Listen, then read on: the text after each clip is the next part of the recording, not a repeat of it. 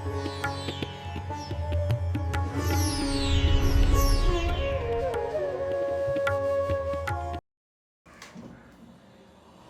Welcome back to my channel. ఈరోజు నేను ఈ వీడియోలో నా ఇన్ఫోసిస్ స్పెషలిస్ట్ ప్రోగ్రామర్ ఇంటర్వ్యూ ఎలా జరిగిందో షేర్ చేసుకుంటున్నాను. ఫ్రమ్ ద బిగినింగ్ నుంచి and at the end interview experience ఎలా జరిగిందో చూద్దాం. Let's go in to the video. ఆ రోజు జూలై 12, ఆ రోజు మాకు ఫస్ట్ ప్రిలిమినరీ ఓఏ స్టార్ట్ అయింది ఇన్ఫోసిస్కి. దాంట్లో లోపల మాకు 3 క్వశ్చన్స్ అడిగారు. నేను ఆ 3 క్వశ్చన్స్ని డిస్క్రిప్షన్లో ట్యాగ్ చేస్తాను. అందులోపల నేను 2 క్వశ్చన్స్ సాల్వ్ చేశాను. ఒకటి మ్యాక్సిమం పార్ట్స్ అండ్ ఇంకొకటి డిఎస్యూ క్వశ్చన్ అనుకుంటా. ఈ 2 నేను సాల్వ్ చేశాను. అండ్ దెన్ అక్కడి నుంచి విత్ ఇన్ ఏ వీక్ నాకు మా కాలేజ్కి ఒక లిస్ట్ వచ్చింది, category 1 selection list and category 2 selection list అని. కేటగిరీ 1 సెలక్షన్ లిస్ట్ ఏమో హ్యాక్ విత్ ఇన్ఫీ హ్యాకథాన్కి సెలెక్టెడ్ క్యాండిడేట్స్ అని చెప్పారు. అండ్ కేటగిరీ 2 ఏమో ఇలా స్పెషలిస్ట్ ప్రోగ్రామ్ అండ్ డిఎస్సి రోల్స్కి సంబంధించిన ఇంటర్వ్యూస్ ఉన్న వాళ్ళు అని చెప్పారు. అండ్ దెన్ కేటగిరీ 1 వాళ్ళకి వెంటనే ఇంటర్వ్యూస్ షెడ్యూల్ అయ్యాయి. అండ్ దెన్ ఆ మంత్ ఎండ్కి వాళ్ళందరూ ఇంటర్వ్యూస్ కంప్లీట్ అయిపోవచ్చాయి. And from there it self మాకు మళ్ళీ నెక్స్ట్ ఇంటర్వ్యూ సెప్టెంబర్ 15th నాకు షెడ్యూల్ అయింది. ఈ 50 days నేను ఈ ఇంటర్వ్యూకి ప్రిపేర్ అవ్వడం అండ్ ఈ ఇన్ఫోసిస్ ఇంటర్వ్యూ షీట్స్ చేయడం అండ్ దెన్ ఇంటర్వ్యూకి ప్రిపేర్ అయ్యాను అంతే గురు. తర్వాత సెప్టెంబర్ 15 అంటే సెప్టెంబర్ 10th అనుకుంటా, 10th or 7th నాకు మెయిల్ వచ్చింది. ఇలాగా గాయత్రి విద్యా పరిషత్లో 9 to 9:30 స్లాట్ నీకు అసైన్ చేశారు. 15th అని చెప్పారు. అండ్ దెన్ ముందుగానే 7 o'clockకి మేము ఇక్కడ స్టార్ట్ అయిపోయాము మా యూనివర్సిటీ నుంచి. 8 o'clock కల్లా గాయత్రి విద్యా పరిషత్కి చేరుకున్నాము. అండ్ దెన్ అక్కడే నేను మొదలుపెట్టాను పీపీటీ చేయమని. 2 slider పీపీటీ ఒకటి తయారు చేయమన్నారు. 15-20 minutesలో పీపీటీ చేశాను. పీపీటీ చేశాక 9 o'clockకి వెళ్ళి కూర్చుంటేసరికి వాళ్ళు ఇంకా హడావిడిలో ఉన్నారు. 9 o'clock అంటే 9 o'clockకి స్టార్ట్ అవ్వలేదు. ఒక 10:45 అరౌండ్ ఆ టైంకి నాకు పిలిచారనమాట. నన్ను ఇంకొకరిని పిలిచారు. ఇద్దరిని కలిపి ప్యానెల్ 2కి వెళ్ళమని చెప్పారు. మేము నెమ్మదిగా ప్యానెల్ 2కి వెళ్ళాం. ప్యానెల్ 2కి వెళ్ళి కూర్చోగానే నేను నా బ్యాగ్ వదిలేసాను. అందులో రెజ్యూమ్ అన్నీ ఉన్నాయి.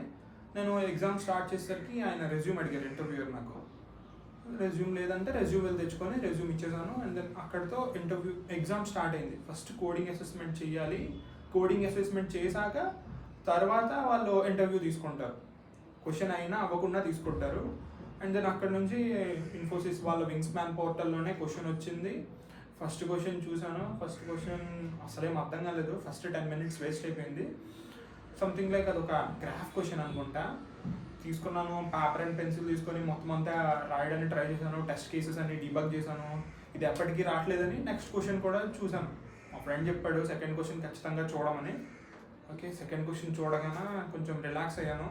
ఆ క్వశ్చన్ డిఫికల్ట్గా ఉన్నా అర్థం అవడం మొదలైంది. ఒక 5 minutes స్పెండ్ చేసిన వెంటనే క్వశ్చన్ ఒక చిన్న క్లారిటీ వచ్చి వెంటనే మొత్తం అంతా టెస్ట్ కేసెస్ డ్రా చేసి ఎలా అవుతుంది మొత్తం అంతా సీక్వెన్స్ అంతా కనిపెట్టేసరికి 15 minutes అయిపోయింది. 15 minutes అవగానే కోడ్ చేయడం మొదలు పెట్టాను. ఫస్ట్ ఒక బేసిక్ కోడ్స్ రాసి వెంటనే రన్ చేయగానే 2 టెస్ట్ కేసులు అయ్యాయి. 2 టెస్ట్ కేసులు అవగానే అతను వచ్చాడు, ఇంటర్వ్యూయర్ వచ్చి క్వశ్చన్ అర్థమైందా, క్వశ్చన్ ఎక్స్ప్లెయిన్ చేయు. క్వశ్చన్ కూడా ఆయన చూశాడు.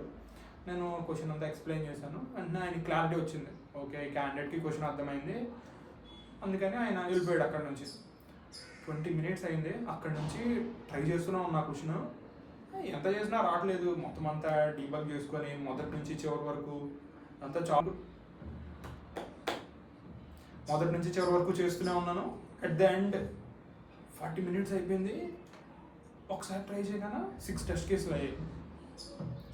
ఓకే, 6 టెస్ట్ కేసులు అవ్వగానే కొంచెం రిలాక్స్ అయ్యాను. ఇది డిఎస్సి రోల్ అయినా వచ్చింది 5.5 అని. కాకుంటే ఇంకా ట్రై చేస్తూనే ఉన్నా.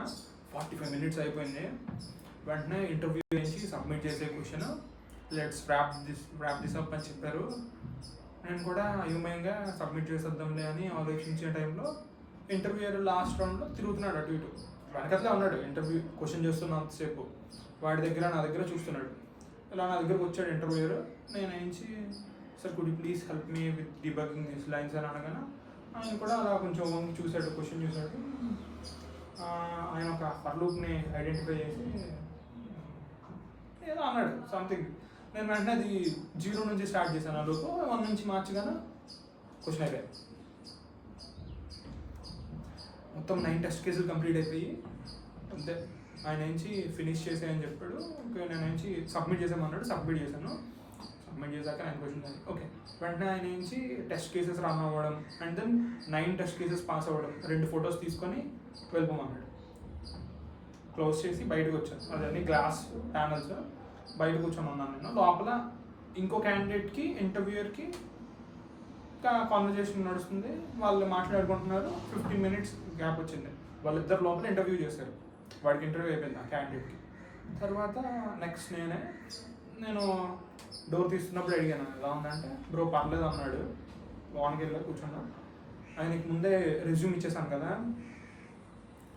ఫస్ట్ ఆయన చాలా క్యాజువల్గా ఇంట్రడక్షన్ చెప్పమన్నారు. మొత్తం ఇంగ్లీష్లోనే ఇంట్రడక్షన్ చెప్పమన్నారు. నేను నా ఇంట్రో స్టార్ట్ చేశాను. Myself Harikrishna, I'm currently pursuing 4th year in Andhra university.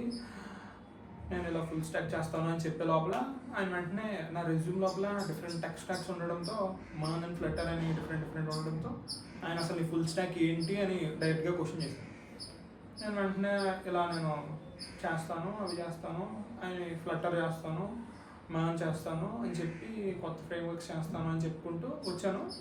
And నేను ఆ కాన్వర్జేషన్లో గ్రాఫ్క్యూఎల్ అని చెప్పాను. ఆయన వెంటనే నాకు అడిగారు, నీకు గ్రాఫ్క్యూఎల్ కోసం చెప్పమని. గ్రాఫ్క్యూఎల్ కోసం కొంచెం చెప్పాను. తర్వాత ఈ రెస్ట్కి గ్రాఫ్క్యూఎల్కి తేడా ఏంటని అడిగారు. దానికోసం కూడా ఎక్స్ప్లెయిన్ చేశాను. నెక్స్ట్ నా మొత్తం రెజ్యూమ్లో ఉన్న క్వశ్చన్సే, రెజ్యూమ్నే డైరెక్ట్గా అడిగారు క్వశ్చన్స్.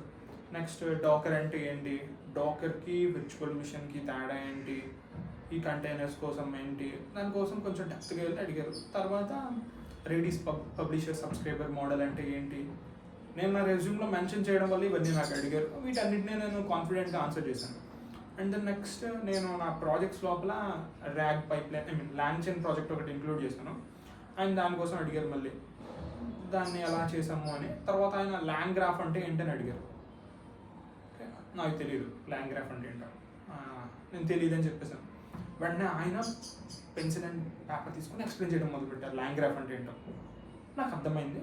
నేను వెంటనే is it similar to NITN అని అడిగాను. వెంటనే ఆయన గ్రేట్ క్యాచ్ అని చెప్పి నెక్స్ట్ క్వశ్చన్స్ అడిగారు. ఇంచుమించు ఇంటర్వ్యూ ఒక 4 to 5 minutes స్పాన్ అలాగైంది అంతే.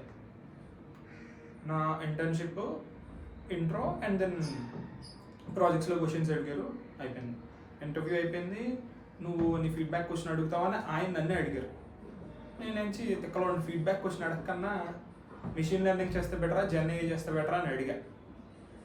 ఆయన మంచి ఆన్సర్స్ చెప్పారు. మంచిగా ఆన్సర్ చేశారు. తర్వాత మీరు ఇంకా డిఎస్ఏ చేస్తున్నారా అని తలతిక్కల క్వశ్చన్లు అడిగి ఆయన దానికి కూడా ఆన్సర్ చేశారు. ఎవ్రీ వీక్ ఎవ్రీ డే చేస్తే మంచిది, ఫ్యూచర్లో డిఎస్ఏ ఆపకపోవడం, లాజికల్ థింకింగ్ పెరుగుతూ పోతుందని ఆయన ఆన్సర్ చేశారు. నైస్. తర్వాత ఏంటి అంటే ఫీడ్బ్యాక్ క్వశ్చన్ అడిగాను. ఫీడ్బ్యాక్ క్వశ్చన్ అడిగితే 2 week మెయిల్ వస్తుందిలే అని చెప్పేశారు ఆయన. అంతే, interview done. That's all. And then నేను ఈ 50 days ప్రిపరేషన్లో ఫ్రమ్ July 12 to September 15 ఈ స్పాన్లో నేను ఏమేమి రిసోర్సెస్ వాడి ప్రిపేర్ అయ్యాను ఈ ఇంటర్వ్యూకి. అండ్ నేను కలెక్ట్ చేసుకున్న డిఫరెంట్ మెటీరియల్స్ నేను చాలామందికి మెసేజ్ చేశాను లింక్డ్ఇన్లో, ఇలాగా ఎస్పీ ఇంటర్వ్యూ నాకు షెడ్యూల్ అయింది, రిసోర్సెస్ ఏమైనా ఉన్నాయని చెప్పి. చాలామంది బోల్డ్ అండ్ రిసోర్సెస్ షేర్ చేశారు. వాటన్నిటిని నేను వీడియో డిస్క్రిప్షన్ పెడతాను. You all can have them. That's all for the video. Thank you.